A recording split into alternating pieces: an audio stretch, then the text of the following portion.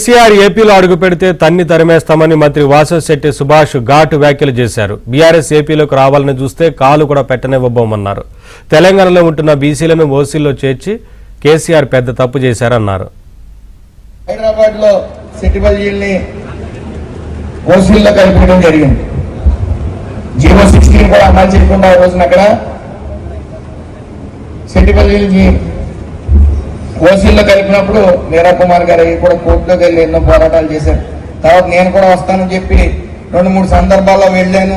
వెళ్ళి అక్కడ ఎలక్షన్ టైంలో కూడా వెళ్ళి ఓటు వేయొద్దని కూడా చెప్పాను గద్దె ముఖ్యమంత్రికి. అయితే మొన్న విషయం కూడా నేను ప్రస్తావించినప్పుడు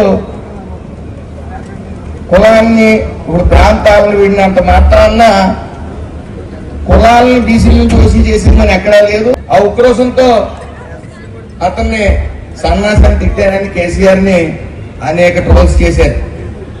హైదరాబాద్ వస్తే ఏదో కోస్తా అన్నారు. నేను వెంటనే వెళ్ళాను. అవన్నీ తాటారి చెప్పులు ఇవన్నీ చూసే ఉంటాం.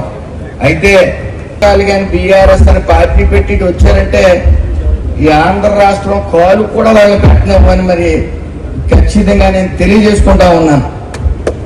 మరి బీఆర్ఎస్ పెట్టినా ఏం పెట్టినా తీవ్ర అన్యాయం ఈ సెటిబల్జీలకు చేశారు. కాబట్టి ఆ గద్దముక్కు పంతులు కానీ వాళ్ళ తనయుడు కానీ ఎవరు వచ్చినా సరే ఆంధ్ర రాష్ట్రంలో తరిమేస్తామని మాత్రం ఖచ్చితంగా తెలియజేసుకుంటూ